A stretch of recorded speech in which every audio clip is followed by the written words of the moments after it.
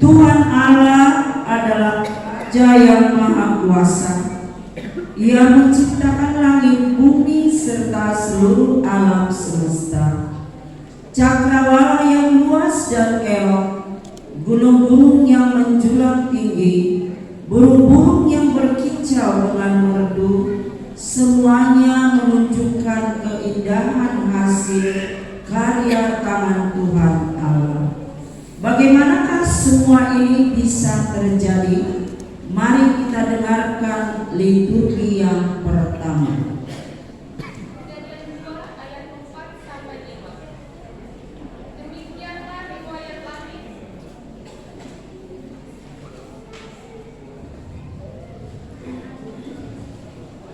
Kejadian 2 ayat 4 sampai 5.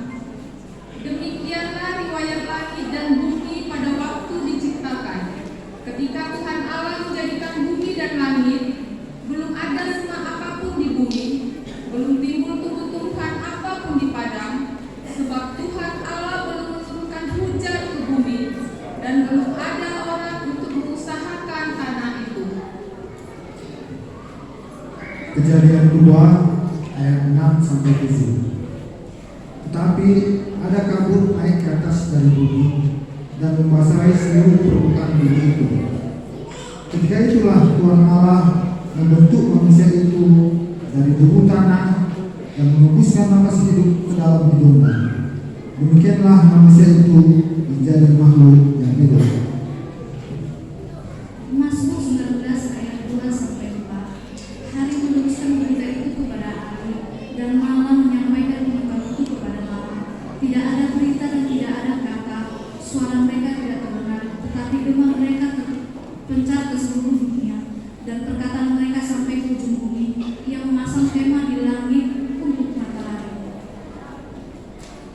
Mazmur 19 ayat 5 sampai 7.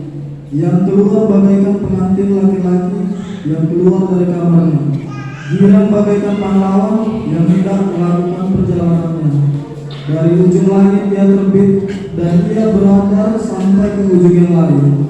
Tidak ada yang terlindung dari panasnya sinarnya.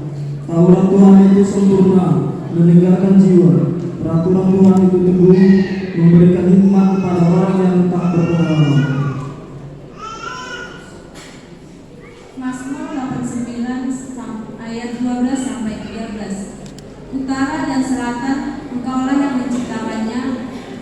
Tabor dan Hermon bersorak-sorai karena namamu. Punyamulah lengan yang perkasa, kuat tanganmu dan tinggi tangan kananmu.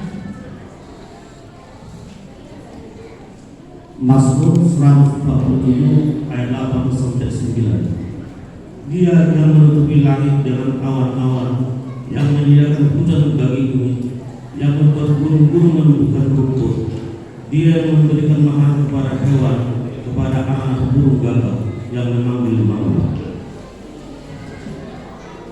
Mazmur 92 ayat 5 sampai 6. Betapa besarnya pekerjaan-pekerjaanmu, ya Tuhan, dan sangat dalamnya rencana-rencanamu.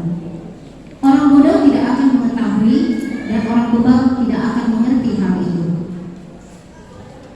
Mazmur 95 ayat 4 sampai 7. Bagian-bagian bumi yang paling dalam ada di tangannya. Puncak-puncak gunung pun kepunyaannya. Kepunyaannya laut. Dialah yang menjadikannya, dan darat tangannya lah yang membentuknya. Masuklah, marilah kita sujud menyembah, berlutut di hadapan Tuhan yang menjadikan kita, sebab Dialah Allah kita, dan kitalah umat gembalaannya, dan kawanan domba tuntunan tangannya. Pada hari ini sekiranya kamu mendengar suaranya. Roma 11 ayat 33 sampai 34. Oh, alangkah dalamnya kekayaan, hikmat dan pengetahuan Allah. Sungguh tak terselidiki keputusan-keputusannya, dan sungguh tak terselami jalan-jalannya. Sebab siapakah yang mengetahui pikiran Tuhan, atau siapakah yang pernah menjadi nasihatnya? Roma 11 ayat 35 sampai dengan 36. Atau siapakah yang pernah memberikan sesuatu kepadanya sehingga ia harus menghentikannya. Sebab segala sesuatu adalah dari Dia, dan oleh Dia, dan kepada Dia. Bagi Dialah kemuliaan sampai selama-lamanya. Amin.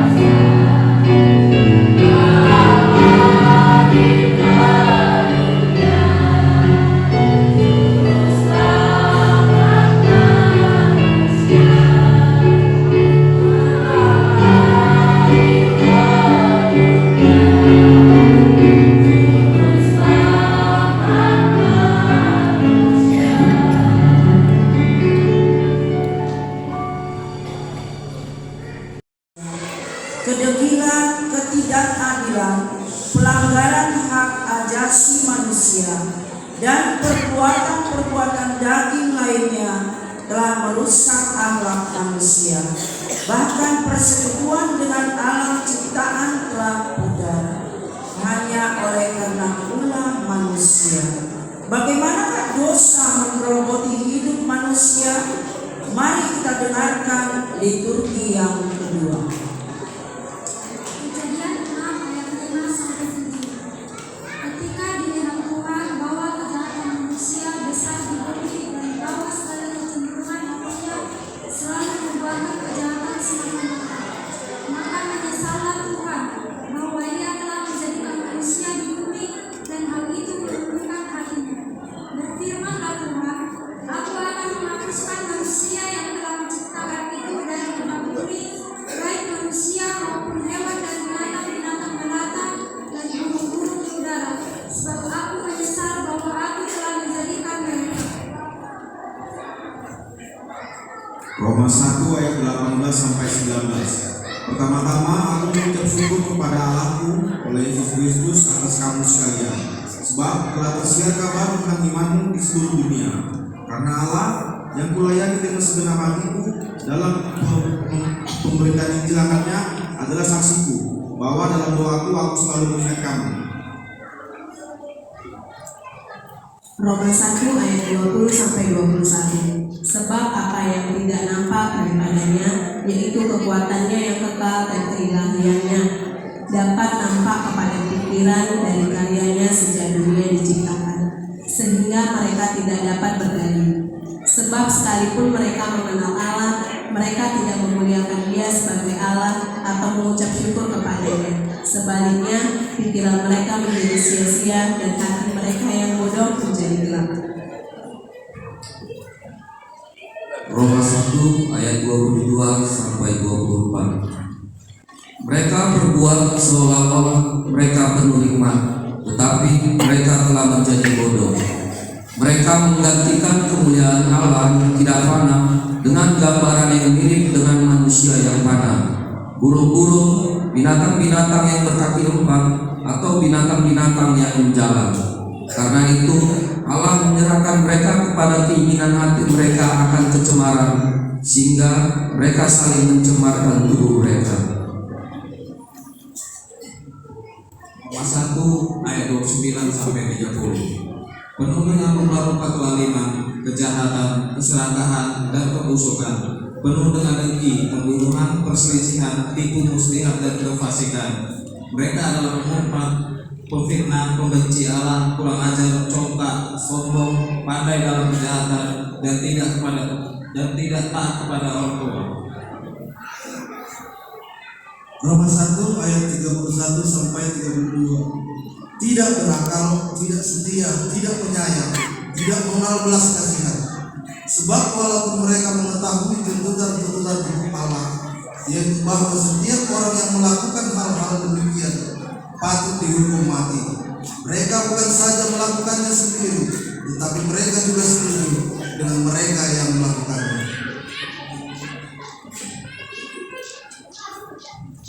Roma 3 ayat 10 sampai 13.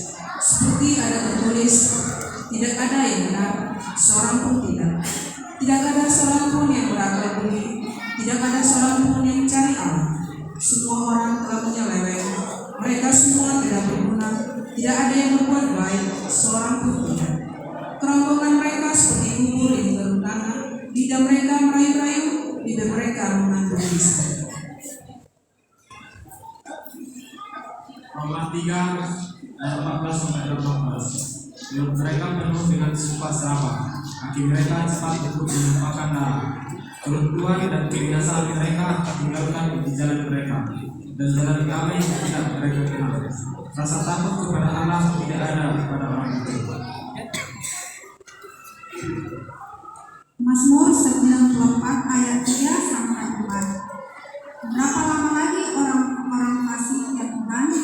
Berapa lama lagi orang-orang fasik belia-lia?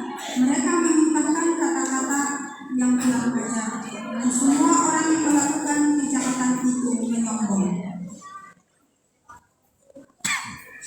Mazmur Mazmur 94 ayat 5 dan 6. Umatmu, ya Tuhan, mereka remukkan, dan milikmu sendiri mereka tindas.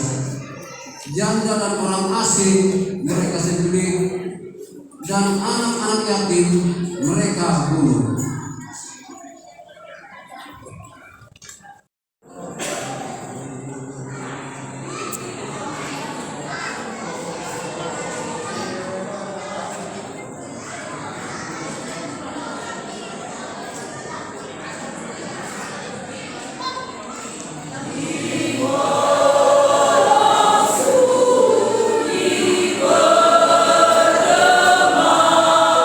Nyanyi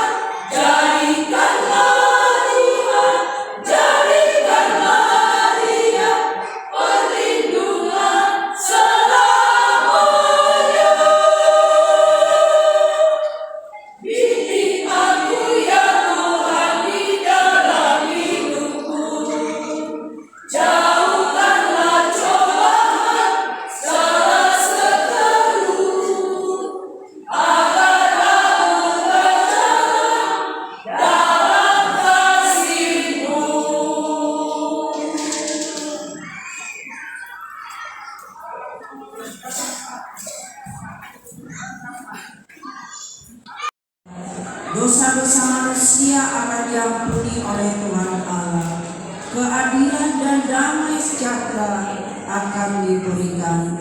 Mari kita dengarkan liturgi yang ketiga.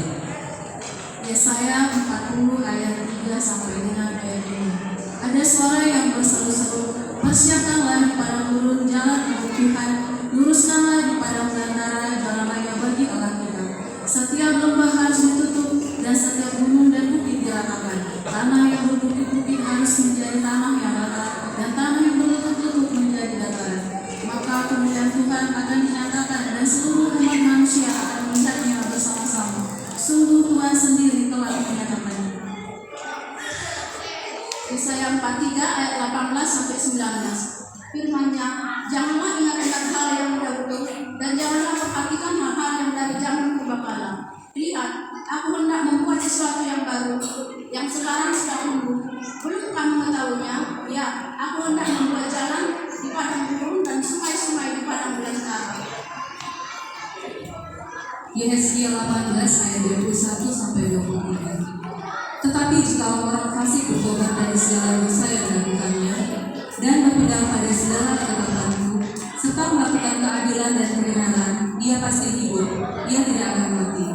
Segala durhaka yang dibuatnya tidak akan diingat lagi terhadap dia. Ia akan hidup karena kebenaran yang dilakukannya. Apakah aku berkenan kepada kematian orang fasik? Demikian firman Tuhan Allah. Bukankah kepada pertobatannya supaya dia hidup? Yesaya 1 ayat 7 sampai 28. Siapa akan kubebaskan dengan penghakiman yang adil, dan orang-orang yang bertobat akan kubebaskan dengan tindakan yang benar. Tetapi orang-orang yang memberontak dan orang-orang berdosa akan dihancurkan bersama, dan orang-orang yang meninggalkan Tuhan akan habis banyak.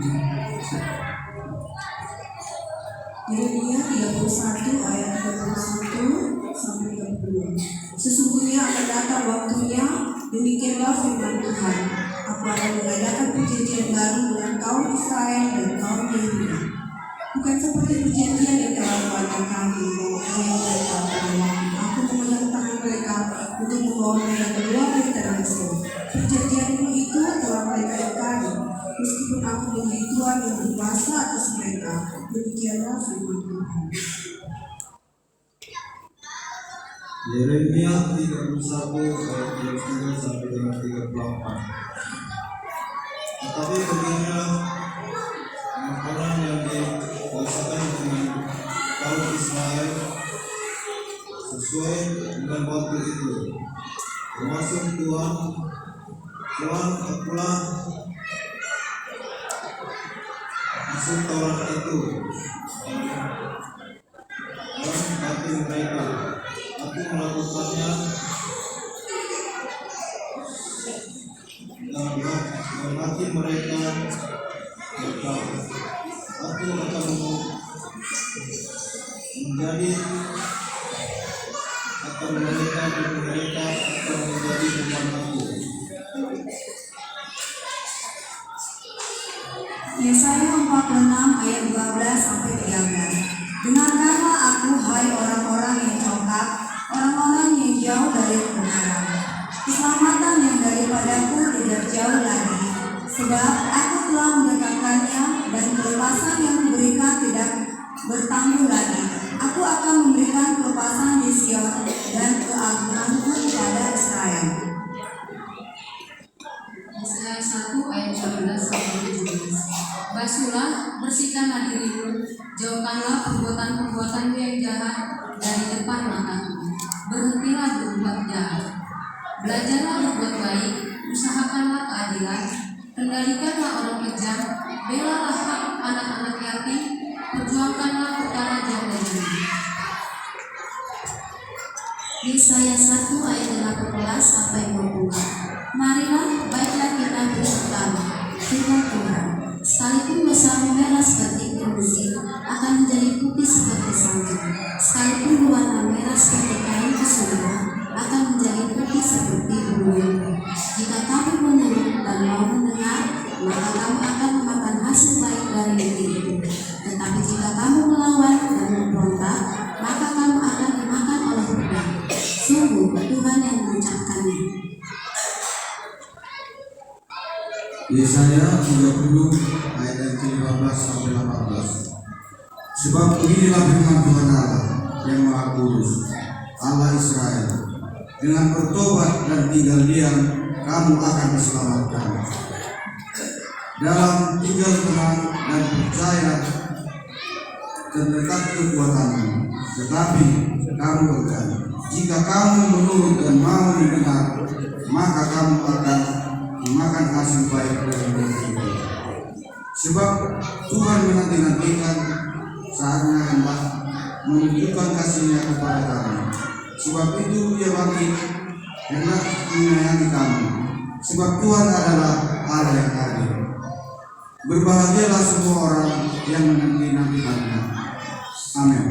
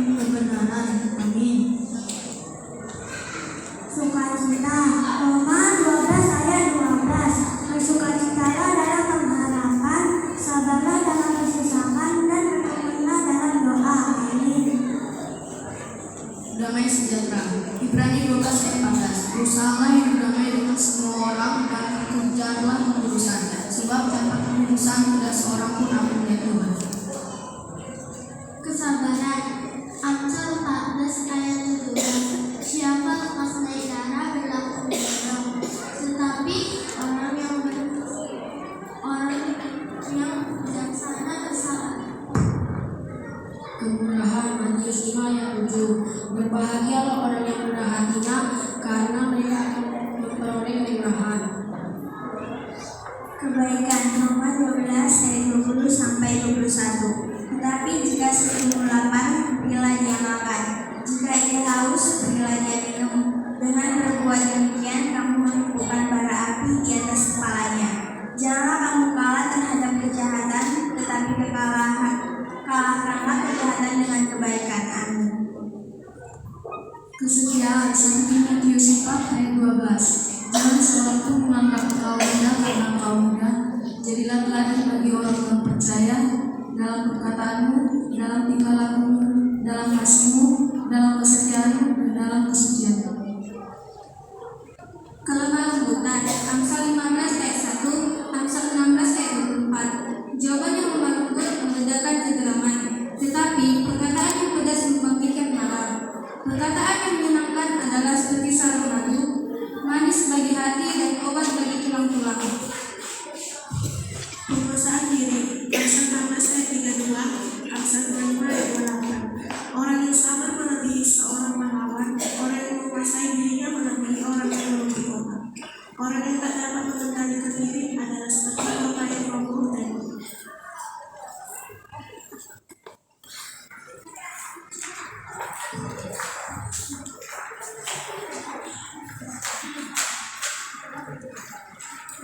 segala penderitaan dan kesengsaraan akan berlalu jika Tuhan Allah senantiasa bersama kita.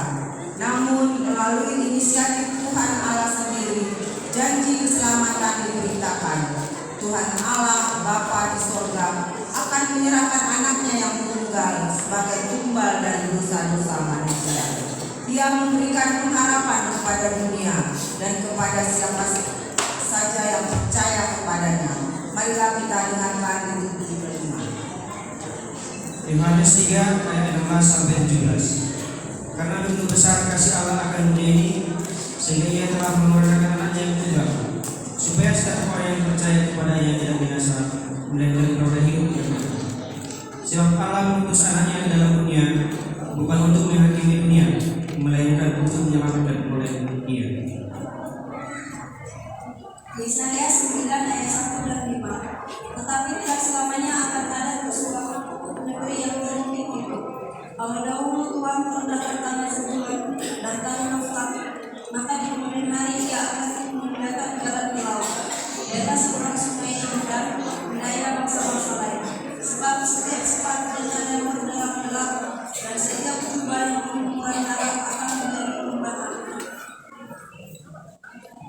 Yesaya 60 ayat 1 sampai 3. Bangkitlah menjadi teranglah, sebab terangmu datang dan kemuliaan Tuhan terbit atasmu. Sebab sesungguhnya kegelapan menutupi bumi dan kekelaman menutupi bangsa-bangsa, tetapi terang Tuhan terbit atasmu dan kemuliaannya menjadi nyata atasmu. Bangsa-bangsa berduyun-duyun datang kepada terangmu, dan raja-raja kepada cahaya yang terbit bagimu. Yesaya 61 ayat 1 sampai 2. Roh Tuhan Allah ada padaku, oleh karena Tuhan telah mengurapi aku.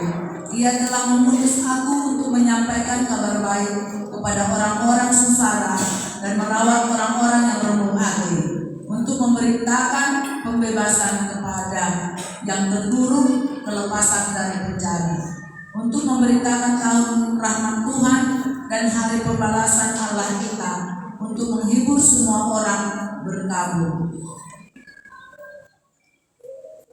Yesaya 32 ayat 1 sampai dengan 3. Sesungguhnya seorang raja akan memerintah menurut kebenaran, dan pemimpin-pemimpin akan memimpin menurut keadilan. Dan mereka masing-masing akan seperti tempat perteduhan terhadap angin dan tempat perlindungan terhadap angin ribut, seperti aliran-aliran air di tempat kering, seperti naungan batu yang besar di tanah yang tandus. Mata orang yang melihat tidak lagi akan tertutup, dan telinga orang-orang yang mendengar akan memperhatikan.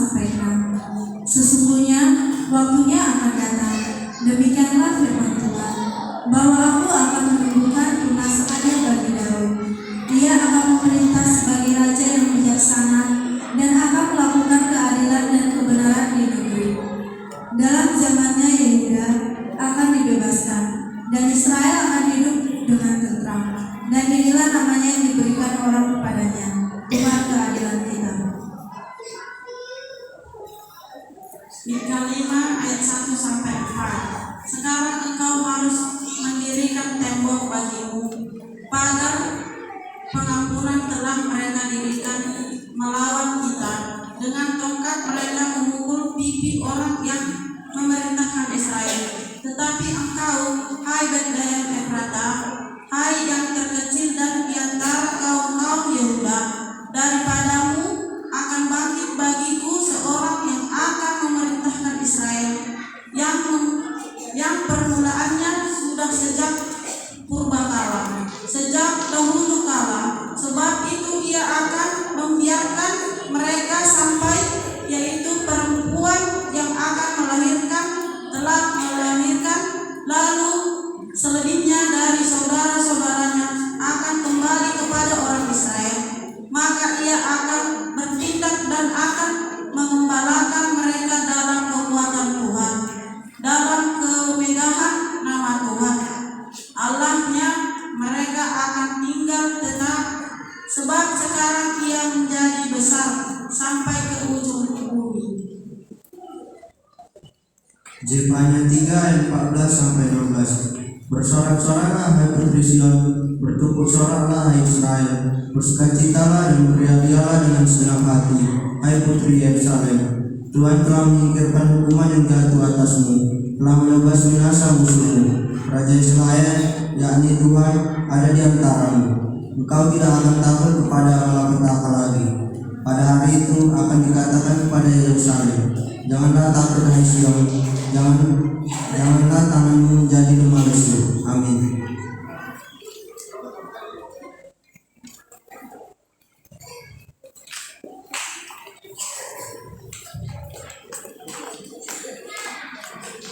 Selanjutnya kita akan mendengarkan KUR kelompok.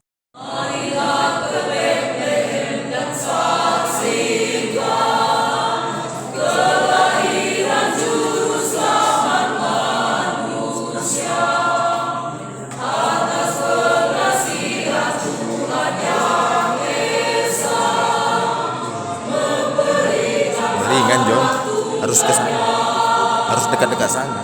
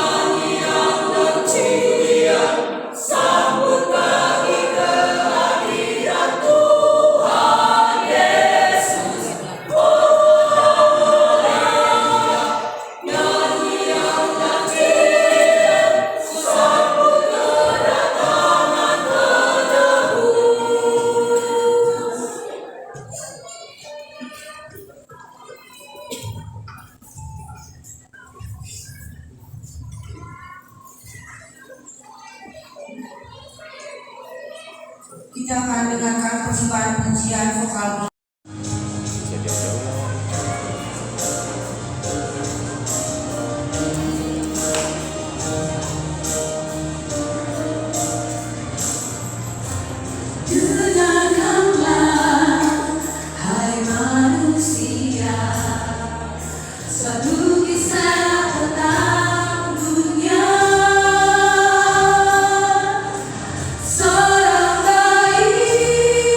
Suci ilahi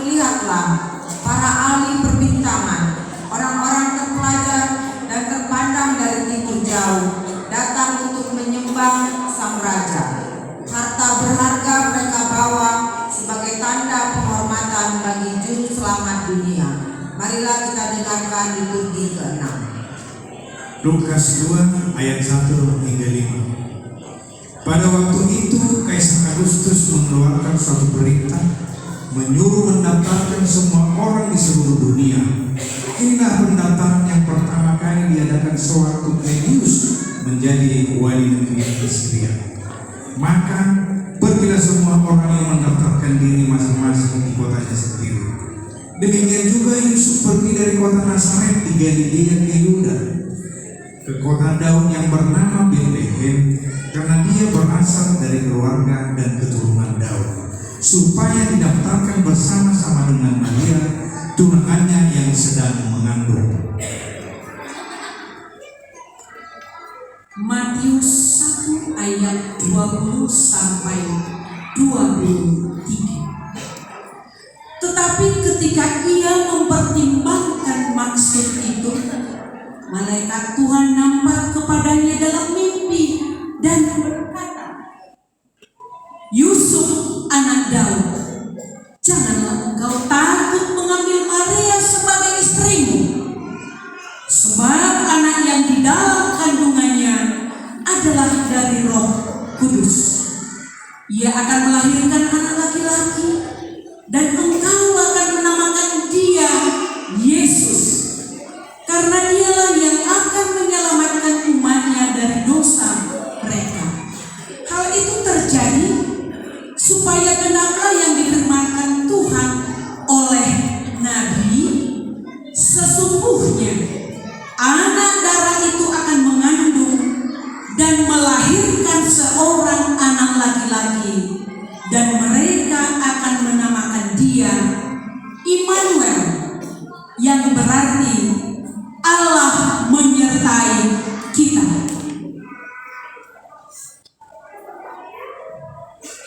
Lukas 2 ayat 10 sampai 12. Lalu kata malaikat itu kepada mereka, jangan takut, sebab sesungguhnya aku memberitakan kepadamu kesukaan besar untuk seluruh bangsa. Hari ini terlahir bagimu juru selamat, yaitu Kristus Tuhan di kota Daud. Dan inilah tandanya bagimu, kamu akan menjumpai seorang bayi dibungkus dengan lampitan terbaru di dalam Lukas 2 ayat 13 sampai 14. Dan tiba-tiba tampaklah bersama-sama dengan malaikat itu sejumlah besar bala tentara surga yang memuji Allah. Katanya, kemuliaan bagi Allah di tempat yang maha tinggi, dan damai sejahtera di bumi di antara manusia yang berkenan kepadanya. Lukas 2 ayat 15 sampai dengan 16. Setelah malaikat-malaikat itu meninggalkan mereka dan kembali ke surga, gembala-gembala itu berkata seorang kepada yang lain, marilah kita pergi ke Betlehem untuk melihat apa yang terjadi di sana, seperti yang diberitahukan Tuhan kepada kita. Lalu mereka cepat-cepat berangkat dan menjumpai Maria dan Yusuf dan bayi itu yang sedang berbaring di dalam palungan. Amin. Lukas 2 ayat 17 sampai 18. Dan ketika mereka melihatnya, mereka memberitahukan apa yang telah dikatakan kepada mereka tentang anak itu. Dan semua orang yang mendengarnya heran tentang apa yang dikatakan gembala-gembala itu kepada mereka. Lukas 2 ayat 19 sampai 20. Tetapi Maria menyimpan segala perkara itu di dalam hatinya dan merenungkannya. Maka kembalilah gembala-gembala itu sambil memuji dan memuliakan Allah karena segala sesuatu yang mereka dengar dan mereka lihat, semuanya sesuai dengan apa yang telah dikatakan kepada mereka. Matius 2 ayat 1 sampai 2. Sesudah Yesus dilahirkan di Betlehem di tanah Yudea pada zaman Raja Herodes, datanglah orang-orang Majus dari timur ke Yerusalem dan bertanya-tanya, di manakah dia, raja orang Yahudi yang baru dilahirkan itu? Kami telah melihat bintangnya di timur dan kami datang untuk menyembah dia. Matius 2 ayat 3 sampai 5. Ketika Raja Herodes mendengar hal itu, terkejutlah ia beserta seluruh Yerusalem. Maka dikumpulkannya semua imam kepala dan ahli Taurat bangsa Yahudi. Lalu dimintanya keterangan dari mereka di mana Mesias akan dilahirkan. Mereka berkata kepadanya, di Betlehem di tanah Yudea, karena demikianlah ada tertulis dalam kitab Nabi. Matius 2 ayat 6 sampai dengan 8. Dan engkau Betlehem, tanah Yehuda, engkau sekali-kali bukan layak terkecil di antara mereka yang memerintah Yehuda, karena daripadamu akan bangkit seorang pemimpin yang akan mengembalakan umatku Israel. Lalu dengan diam-diam Herodes memanggil orang-orang Majus itu dan dengan teliti bertanya kepada mereka, bila mana bintang itu nampak. Kemudian ia menyuruh mereka ke Betlehem. Katanya, pergi dan selidikilah dengan seksama hal-hal mengenai anak itu, dan segera sesudah kamu menemukan dia, kabarkanlah kepadaku supaya aku datang menyembah dia.